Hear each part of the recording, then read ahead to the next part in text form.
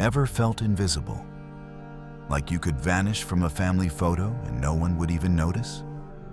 The quiet heartbreak of being ignored as a child can haunt you in ways most people never see. Picture a little kid tugging at their mom's sleeve to show a drawing or tell a story, only to be brushed off with a distracted mumble or silence. No yelling, no drama, just being unnoticed. To that child, that silence speaks louder than any words. It says, "You don't matter." This isn't about broken bones or violent outbursts. It's the trauma of absence. On the outside, everything looked fine.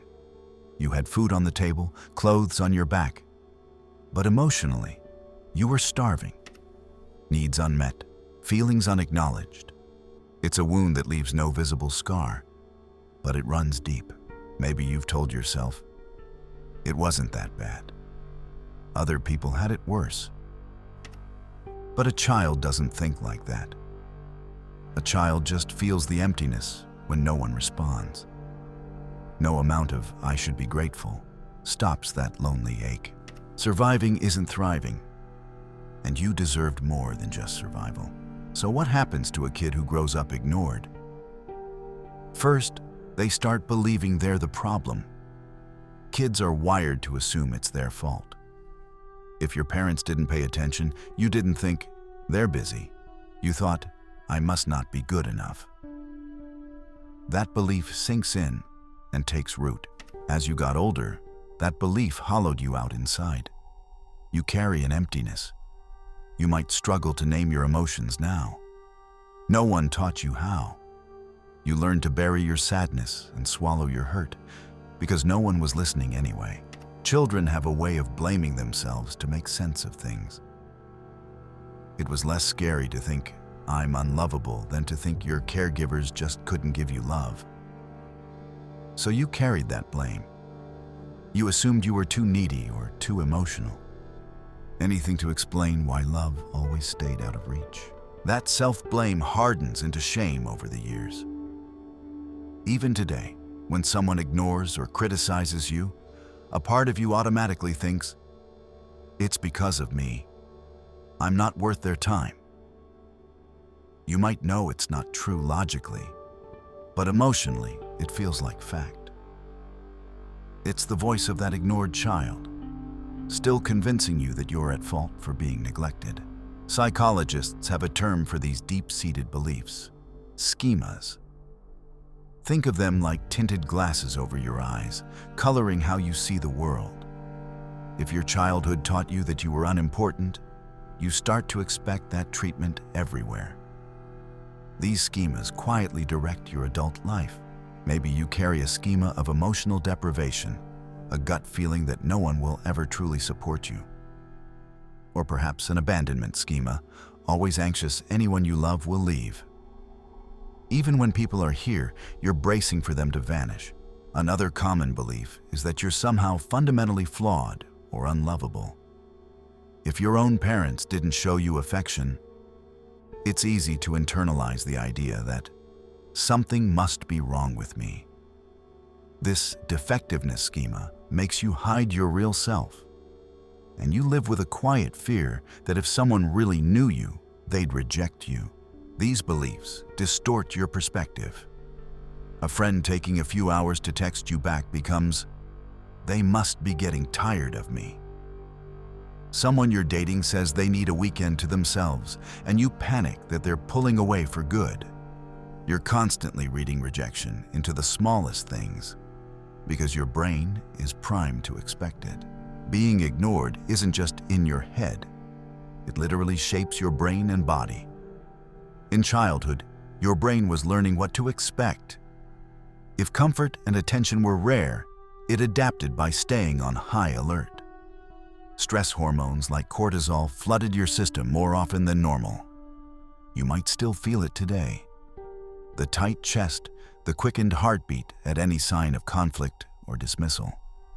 It's like your nervous system is always braced for impact. And then there's how you attach to others. With consistent love, kids form secure attachments. But if you grew up emotionally neglected, you didn't get that security.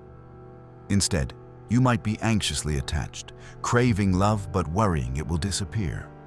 Or avoidant, deciding you don't need anyone and keeping your distance. Then there are those of us who flip between clingy and distant, desperate for closeness one moment and terrified of it the next. It's a confusing push-pull, but it makes sense when love always felt unpredictable. You never had consistency, so your adult heart teeters between craving affection and fearing it. The result? Even when someone in your life now is kind and steady, part of you doesn't trust it. You're always waiting for the other shoe to drop. You might test people or just keep an emotional distance, because deep down, you're convinced that sooner or later they'll let you down. It's a built-in defense. Expect disappointment, and maybe it won't hurt so much when it comes. But here's the thing. Human beings are remarkably adaptive. That ignored child in you didn't just curl up and give up. They found ways to cope, to survive, even to shine in spite of it all. You developed certain strengths to protect yourself. They were your armor. For one, you might have become fiercely independent. If no one else was looking out for you, you learned to look out for yourself. Other kids had parents to remind them of homework or solve their problems. You had to figure it out alone. You might have been making your own meals or handling adult responsibilities while still a child.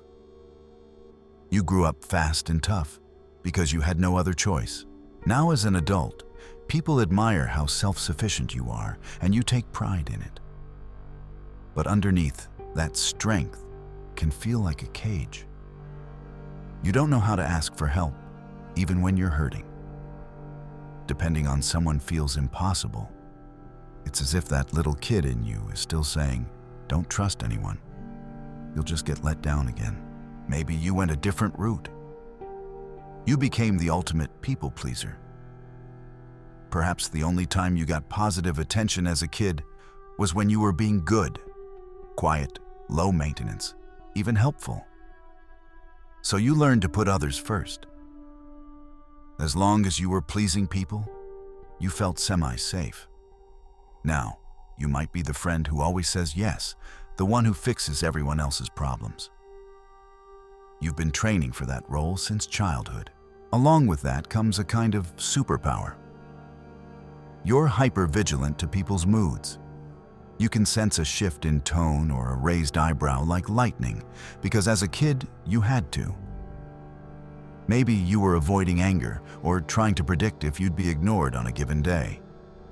You became exquisitely tuned in to every emotional signal. You learned to morph into whatever you thought people wanted. On the outside, you seemed like the perfect kid. On the inside, you were desperate not to be a bother. Another adaptation. Perfectionism. If you couldn't get love, maybe you aimed for approval through achievement. You thought, if I get perfect grades or win awards, maybe then they'll notice me. So you worked yourself ragged in school or sports or art, whatever could prove your worth. Achievements became your substitute for affection. That drive didn't just vanish when you grew up. Now you might be a workaholic. On the surface, you seem successful, but no matter what you accomplish, it never feels like enough. You finish one goal and immediately worry about the next. Deep down, you're still chasing the validation that never came. All these strategies, independence, people-pleasing, perfectionism, they're like armor you forged in the fires of childhood. That armor protected you. But here's the catch. Armor is heavy. If you never take it off, it wears you down. Think about it.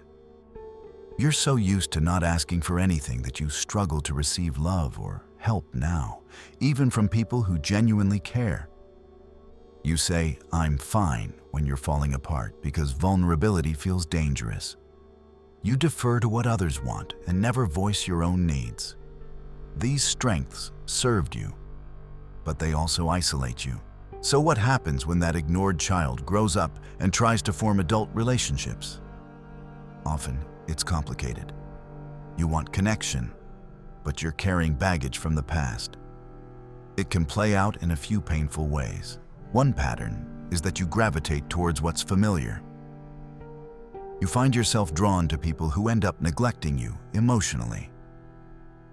It's not on purpose, but if your baseline for love was feeling unseen, you might unintentionally recreate that dynamic.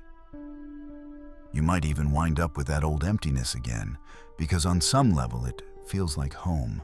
Or maybe you find someone who actually treats you well, and you don't know how to handle it. When you finally get the affection you craved, it feels almost unreal. You might feel intensely happy, but also terrified. You're waiting for it to be snatched away. So you overthink everything or start testing them until the fear itself pushes them away. It's a cruel irony. You fear abandonment so much, you accidentally create the very distance you dread. In friendships, you might be the caring listener, the one people rely on. You give great advice, you're always there when someone needs to vent. But you hardly ever let your friends be there for you the same way. You might have lots of acquaintances, but still feel that none of them really know you because you don't show yourself. You've learned to present the always helpful, never needy facade. And while your friends appreciate you, you end up feeling emotionally lonely even among them. Let's talk about boundaries, or the lack of them. If you grew up with your feelings brushed aside, you might not know how to assert your needs now. You go along with what others want, afraid that saying no or I disagree will make them reject you. People may unintentionally take advantage of your accommodating nature. Either way, healthy give and take is hard when your early lesson was that your feelings didn't count. And then there's your empathy. Perhaps the most bittersweet outcome of all this. You probably have an uncanny ability to sense others' emotions. You notice little things, a tremble in someone's voice, a forced smile, that others miss. That's because you had to develop radar growing up, scanning your environment to gauge what mood your parent was in, or if it was safe to express yourself. The good news? That's made you an incredibly understanding, compassionate person. You often know just what someone's feeling before they say it. Your empathy is a gift, and that you never want anyone to feel invisible the way you did. Maybe you're the one who includes the shy person in conversation, or who senses when your friend is silently hurting and asks if they're okay. You use your intuition to make others feel seen. In a way, you're giving out the very thing you always needed: emotional attention and validation. But here's the burden. You feel everything. You absorb the emotions in the room like a sponge, and it can be overwhelming. You spend so much time on others' needs that you neglect your own. You run yourself ragged being the constant support for others. Sometimes you even resent that you can't just shrug things off like others. But you learn to feel responsible for more than your share. It's a beautiful thing to care deeply, but without balance, it's heavy. You're carrying emotional weight that no one should have to carry alone. But here's the hopeful part. The story doesn't end with you trapped by your past. The human brain, even a deeply hurt one, has an amazing ability to heal and rewire. It's called neuroplasticity, a big word that means your brain can change its patterns and form new connections, even in adulthood. What does that mean for you? It means that the patterns set in childhood aren't final. Think of your mind as a forest of habits. The old path of expecting rejection is well trodden, but you can clear a new path. Every time you challenge those old patterns, by trusting a little or speaking up for yourself, you carve a new trail. It might feel strange at first, but step by step it becomes natural. Maybe for the first time, you meet someone, a friend, a partner, a therapist, who actually listens and consistently shows up for you. At first, you don't even know how to handle it. But slowly, that ignored child inside you learns. Not everyone will leave you.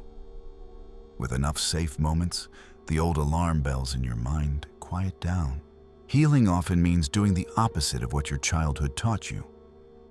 It means allowing yourself to say, "I need help," or "I'm hurt," even if every instinct tells you to stay silent. It's scary. It can feel like you're about to jump out of your skin. But when you do it and find compassion instead of rejection, it's a revelation. You are effectively reparenting that little child inside, showing them the care and attention they always deserved. Therapy can help you call out the lie that "I'm unlovable." You learn to challenge that inner voice that insists you'll be abandoned. It's not overnight, but gradually that inner narrative shifts. You replace harsh self-criticism with a kinder voice, and guess what? As your mindsets change, your brain physically changes too. The neural pathways of fear and shame weaken, while new ones of self-worth grow stronger. Psychologists talk about earned secure attachment. Even if you lacked it as a child, you can develop security later through healthy experiences. It's never too late. One of the most beautiful outcomes of healing is that you break the cycle. The pain that was passed to you doesn't have to pass through you. Whether or not you have kids, by healing yourself, you stop that pain from spreading to others. You're creating a new legacy. Yes, maybe your parents couldn't give you what you needed. But that legacy of lack ends with you. You're learning to give yourself and others what was missing. In doing so, you become a cycle breaker, the one who turns things around. That's a quiet kind of heroism. Before we close, take a moment to acknowledge how far you've come. You survived a childhood that left you full of invisible wounds, and here you are, seeking understanding, trying to heal. That in itself is a testament to your strength. The ignored child in you isn't silenced.